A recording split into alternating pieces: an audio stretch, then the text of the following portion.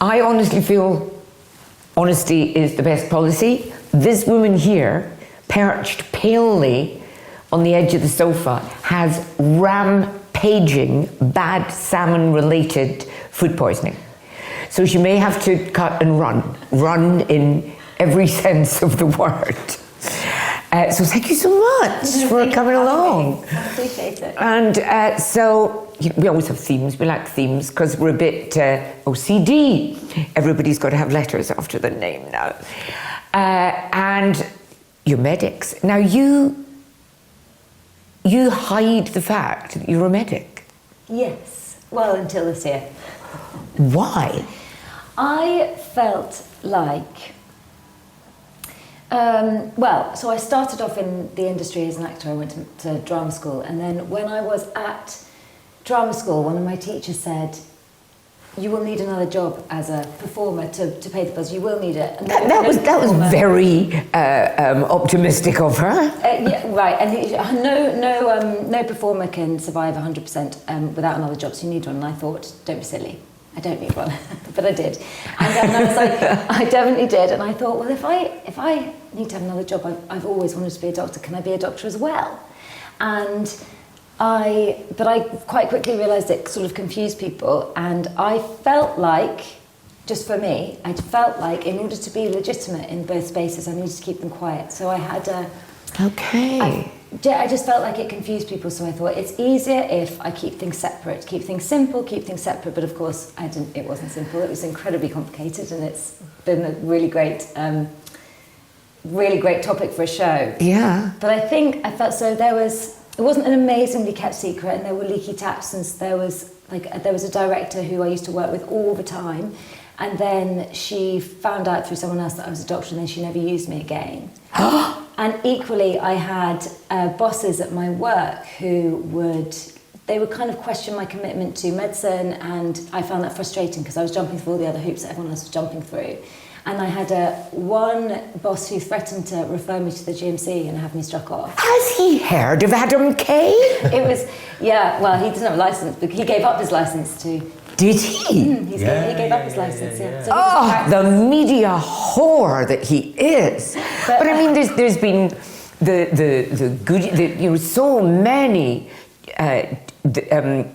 in Cambridge Footlights, all of that satirical, Jonathan Thingamabob.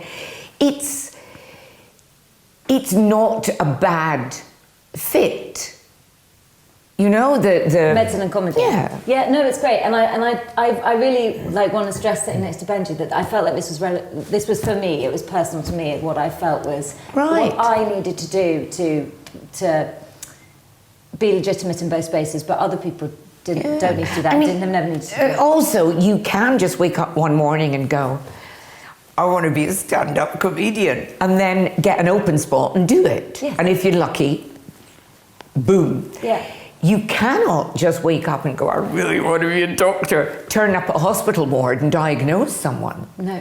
That's a massive Well, you can commitment. actually. People do that, and then they last a surprisingly long time. You hear about fake doctors. You mean Leonardo DiCaprio and Catch Me? Leonardo DiCaprio did it. What was that? It's con artist. He did it for a long time. People do that actually with the white coat and the stethoscope over the neck. All that paraphernalia does it. And if you talk in a posh voice, you can get away with it for a long time.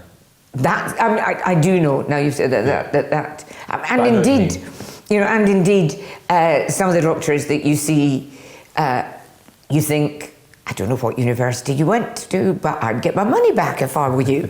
But, so you now, Benji, I saw you in So You Think You're Funny? You did, long time ago now, yeah. And that's for real baby comics. And you just came on and you think, he looks a bit nervous, he looks a bit kind of, what in Scotland we would call it mealy-mouthed. I don't even know how to translate that, but kind of not up to spitting things out, kind of a bit kind of, well, I sort of think this and maybe that, and it could be a bit...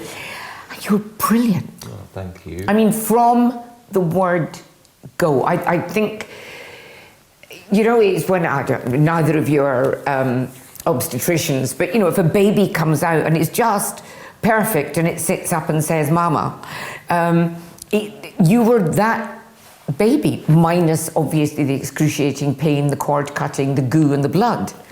That's a nice thing to say. Thank you, Copstick. Didn't win it, but yeah, thank you. Should have.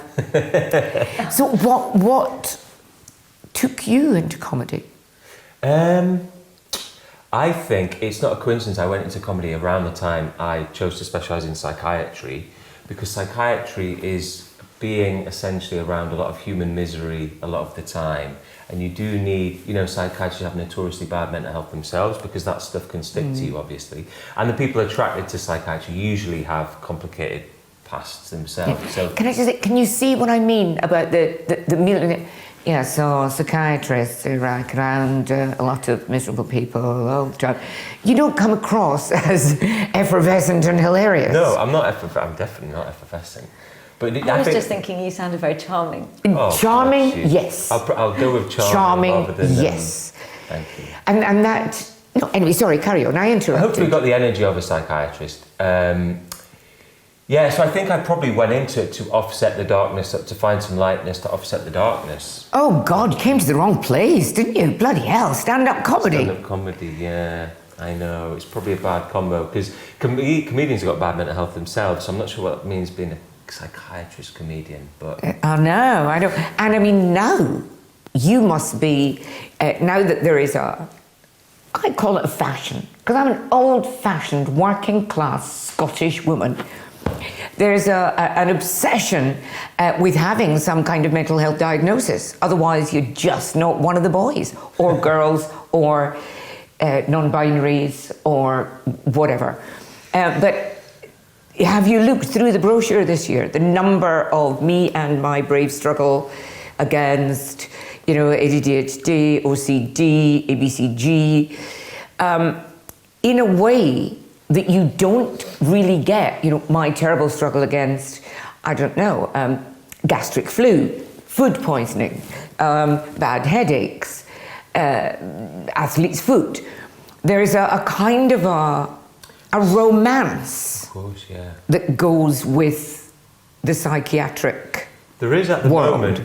This is at the moment, but this is, I suppose, how the natural way of things. When you have something being overly stigmatised, and then people try to normalise it, you do clumsily sometimes swing over into glamorisation territory, which is admittedly where we are for the milder end of things. No one's going around shouting about them having schizophrenia, but which is the patients that I try to help. Yeah. But for the more mild, controversial, debatable things like ADHD or whatever, then yeah, there is a kind of, there's a seduction to having a way, Yeah. a lovely little term that explains having a why. diagnosis. Yeah, but then that's a critique of all psychiatric labels, to be honest. They are just words, you know, they are just descriptions of symptoms. No one knows where ADHD is, no one knows where schizophrenia is located, there's no blood test for depression. So at the moment we are just limited by language, as just creations. So, and I just think, and again, it doesn't happen. I suppose people with bad backs, they like to give it a name. They like, everything is pathologized now. So, you know, I don't have, you know, it's much better if you can say, I get migraines, instead of, you know, and that doesn't really happen so much in physical medicine. But you go, I'm not just an irritating tit, I've got, and then you reel out some... I don't know if irritating is the phrase, but yeah, I do. It does seem slightly troubling when I saw something once where someone came, a film star, it was like a premiere for a film, and they came out and they say, I have anxiety, and they got a standing ovation, round of applause. And it's like, yeah, you wouldn't get that for like saying you had chlamydia or whatever the thing is. So, Kirsty, I'm coming to you on this. Yeah. But then that's just the natural way of things. I think we will come back to a more healthy. I hope so. I absolutely because we can't all hope be so. mad, obviously. No. Otherwise,